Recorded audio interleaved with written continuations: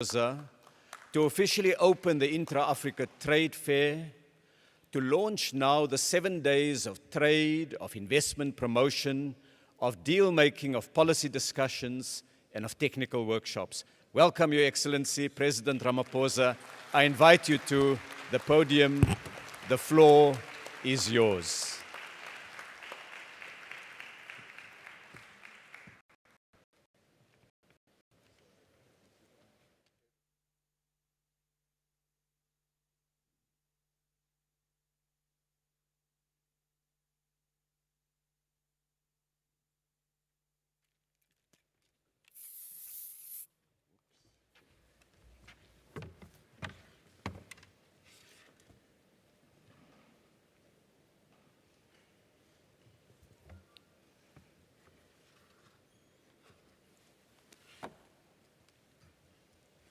Program Director,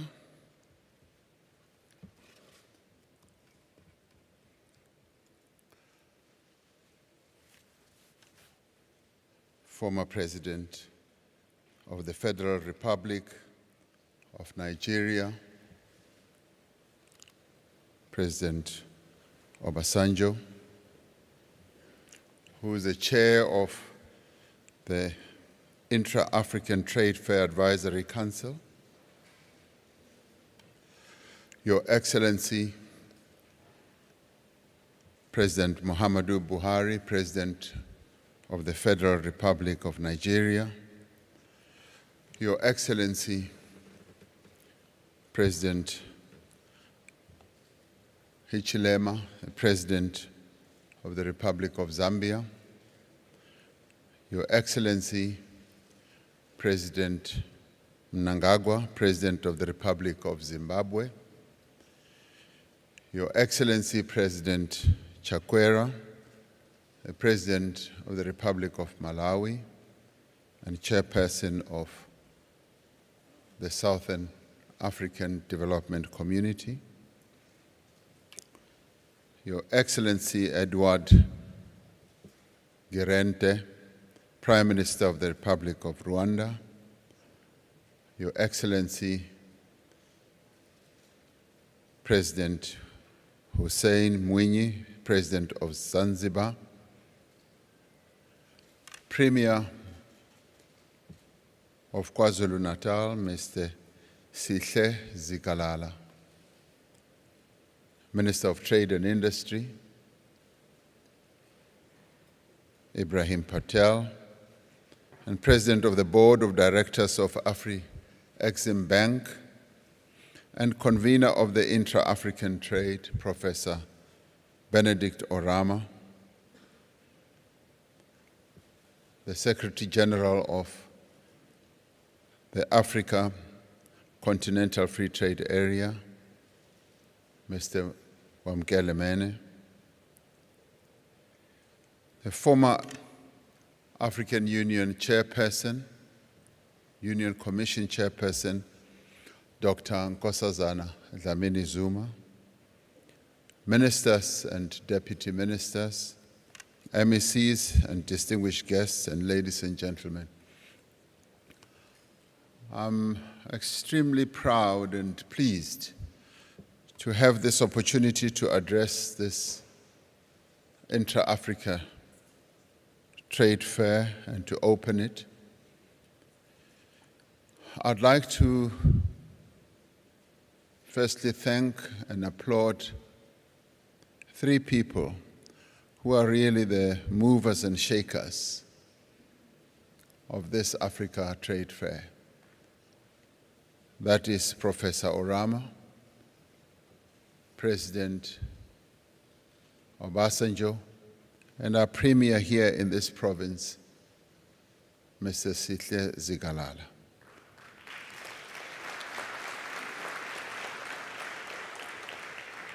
They have worked tirelessly to have this trade fair happening as it is, and I'm rather proud of their tireless work that they've put into this. There was a time when I thought it would never take off, but they have delivered, and thank you very much for all your hard work. I would also like to thank my brothers and sister in the form of the President of the United Republic of Tanzania, who couldn't come but sent President Mwinyi, President of Zanzibar, was also Vice President of the United Republic of Tanzania, for honoring me and KwaZulu-Natal and South Africa by your presence at this Intra Africa Trade Fair. It doesn't often happen that heads of state attend trade fairs. I don't know what you've come to buy.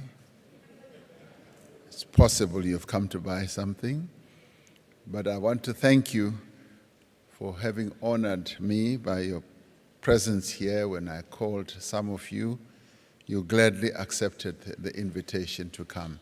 So thank you very much for being here.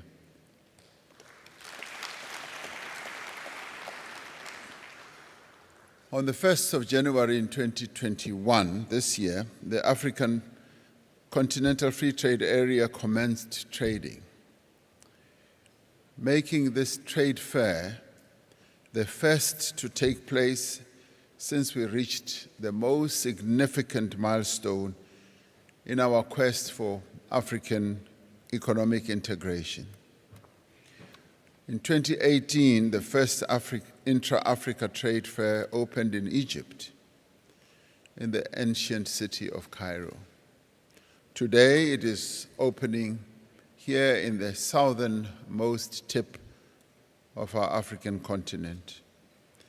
In due course, we hope that this trade fair will be held in many other parts of our continent, as it has already proven since we held the first one in Egypt, that it enhances trade.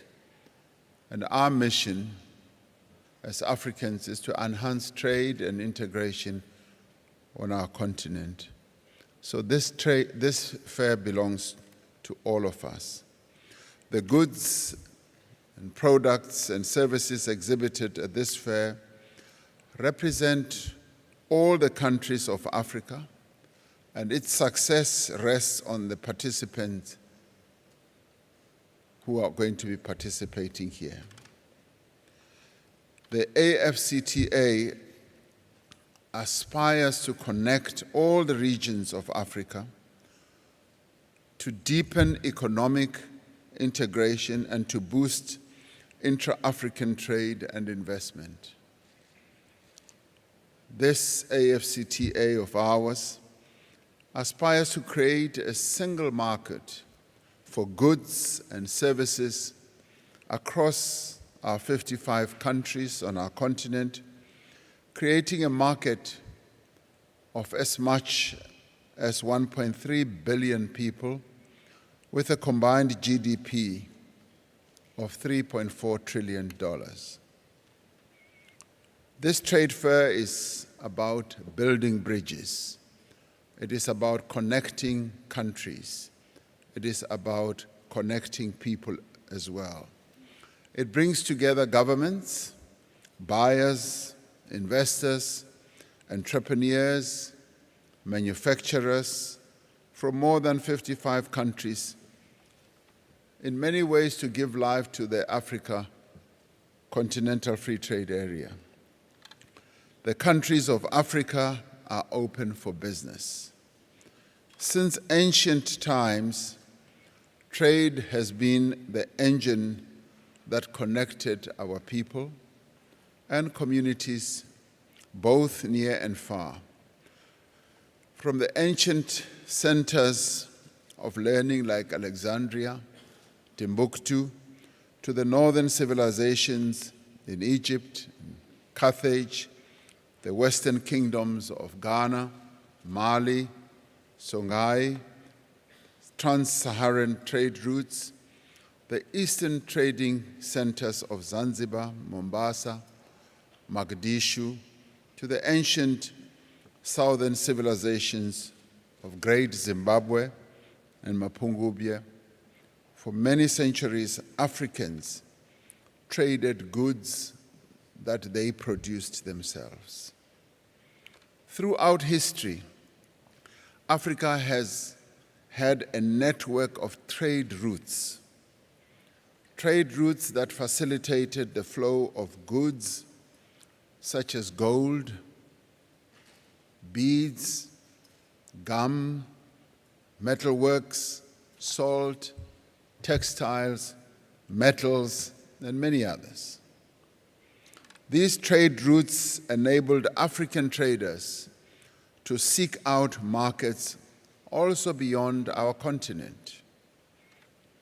Colonialism deepened the damage that has been wrought on our continent, but it also damaged the indigenous development of African trade and caused a great deal of harm to our societies, and in many ways destroyed all those trade routes and interconnectedness that we had for centuries on our continent. At first, Europeans traded in African lives, carrying millions of slaves across the Atlantic to produce the wealth of their newfound colonies. The wealth that resides in the United States, that dazzles so many people, the wealth that resides in Europe that dazzles so many people, in large part is wealth that originated from this continent. Then, with the realization of Africa's vast raw materials, colonial powers turned to the extraction of Africa's minerals and agricultural products. Much of the economic storyline of colonialism persists to this day. Now Africa is taking concrete steps to write its own economic success story. And this Intra Africa Trade Fair is part of that story. Africa is opening up new fields of opportunity. One such opportunity is Africa's rapid adoption of locally developed fintech, of which companies such as M-Pesa is the most well-known and globally known. It is an example of financial and technological innovation in which Africa leads the world. A recent report by the Brookings Institution notes that Africa is already the largest adopter of mobile money transfer systems, comprising nearly half of the globe's registered mobile money customers. Approximately 70% of global mobile money transactions and 2/3 of the transactions by volume and by value as well. It is by harnessing all our capabilities, both existing and emerging, that we will accelerate our continent's economic growth and integrated development. It is our expectation that this trade fair will further cement its position as Africa's premier trade platform, where African manufacturers and producers can promote and sell more goods labeled "Made in Africa." I think many of us long to see that wonderful and golden label where we will see "Made in Africa," not made anywhere else in the world. This is critical if we are to change the distorted trade relationship that exists between African countries and the rest of the world. We can no longer have a situation where Africa exports raw materials and imports finished goods made with those materials. We can no longer have a situation where the resources of Africa provide employment and add value in other economies, while so many of our people live in poverty and conditions of underemployment. By promoting trade between African countries, we are strengthening our own continent's industrial base and ensuring that we produce goods for ourselves and for each other. Two key developments of global significance can serve as a stimulus for Africa to act in unison. Firstly, the outbreak of COVID-19 pandemic in the first quarter of 2020 exposed the frailty of African economies. More importantly, it sent a powerful message to our continent about the dangers of over-reliance on external sources to meet its growing demand for food, medicines, and essential supplies. It clearly demonstrated that Africa needs to produce its own food and medicines, to strengthen continental supply chains, and to invest in infrastructure and capacitate African institutions. To illustrate the extent of the challenge, the United Nations Economic Commission for Africa estimates that Africa imports about 94% of its pharmaceutical and medicinal needs from outside the continent at an annual cost of $16 billion. Secondly, the African Continental Free Trade Area has the potential to accelerate economic growth across the continent and create opportunities for entrepreneurs, for small and medium enterprises, as well as large corporations to flourish. The AfCFTA will provide new export opportunities for made-in-Africa products and enable member countries to trade with each other without tariffs or other hindrances. All of this will, in the end, help the continent to absorb the young people on our continent looking to enter the job market annually. The AfCFTA should therefore be underpinned by strong and ambitious rules of origin, requiring a very high level of value add here and on our continent. We need, as Africans, to resist the temptation to simply become transshipment centers, adding only limited industrial value to the products that are traded on our continent. The AfCFTA will unlock more value and give effect to the dream of African development if it promotes complementary trade between countries. It is about using the combination of the continent's raw materials and industrial capacity, which must grow, but also using the finance, the services, and infrastructure to produce quality finished goods to local and global markets. It is about creating a market that is large enough to attract investors from across the world to set up their production facilities on our continent, but to do so on our terms.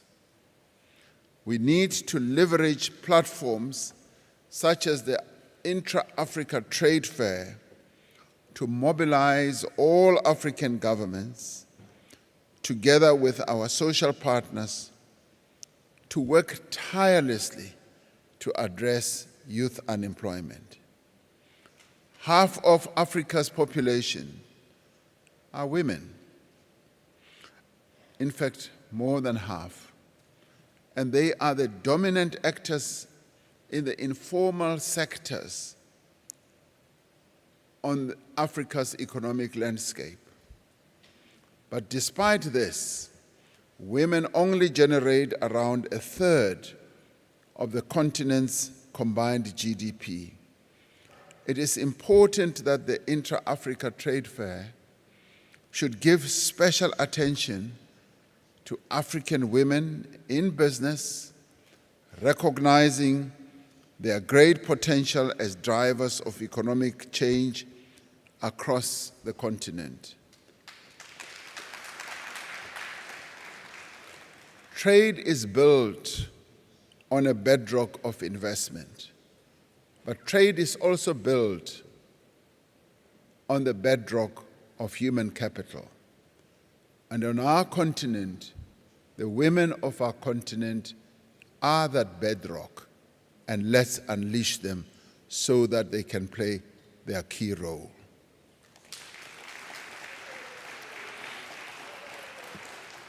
We must therefore find ways of attracting more investment into our economies, and crucially, we must encourage African businesses to invest in each other's countries. And this is where we as African countries need to ensure that we remove impediments, we remove and relax the red tape that one often finds on our own continent, which impedes cross-investment on our continent.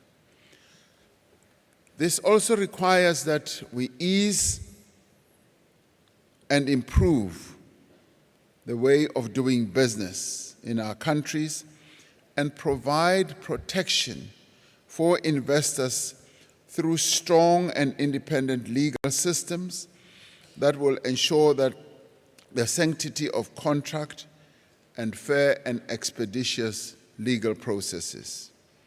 It means also that investors must be sensitive to our continent's development goals with regard to jobs, industrialization, localization, and the development of local entrepreneurs.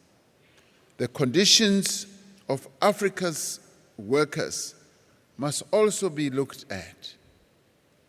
The conditions of Africa's workers must improve as part of our development goals and the decent work agenda that all of us have committed to must find expression in our trade, investment, and industrial frameworks.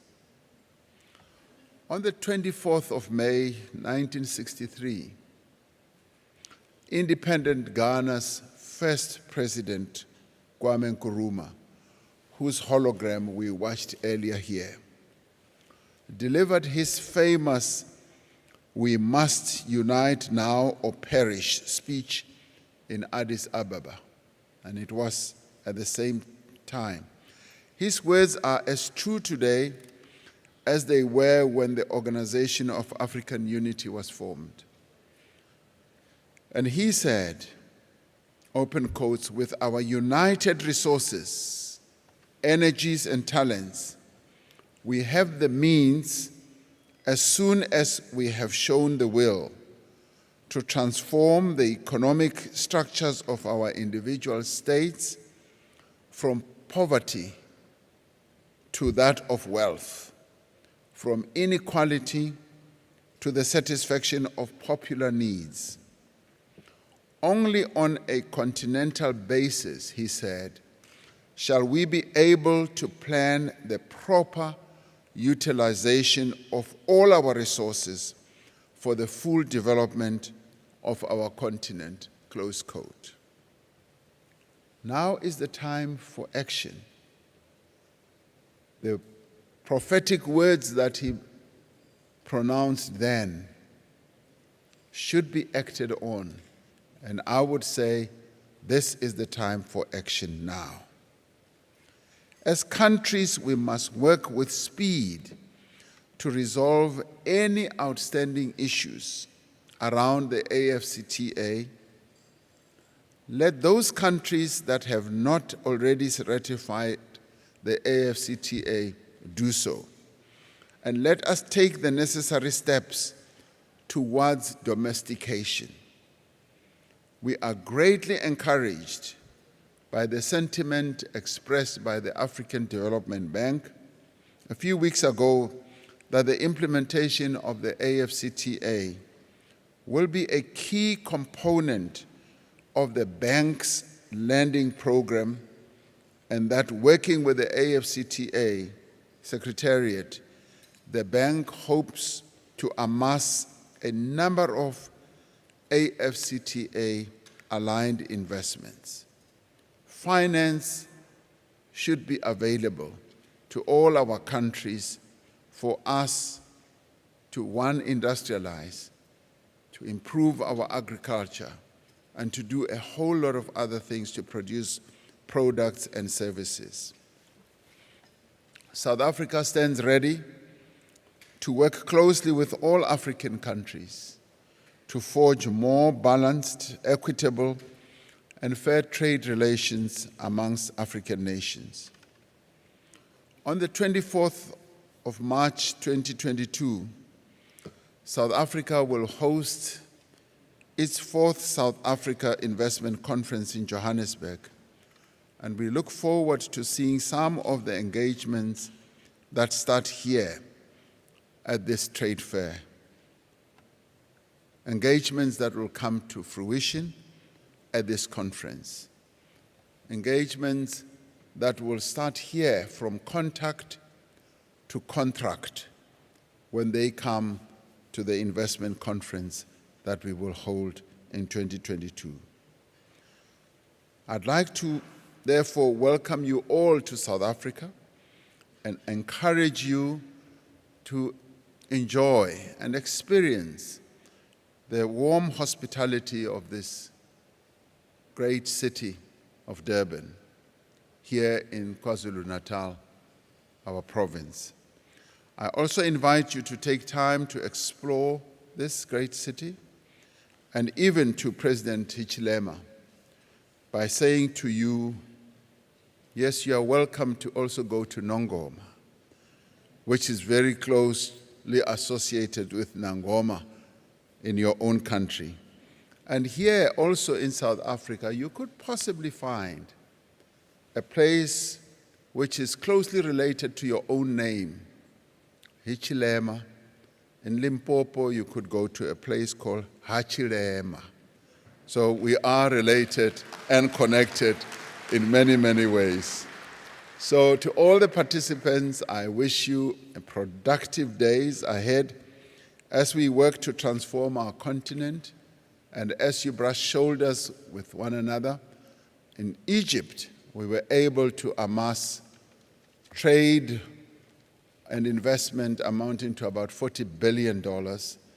I am hoping that here, in this warm city of Durban, you will be able to outstrip what was done in the ancient city of Cairo. This is Durban. Things happen here in Durban. So go ahead and trade.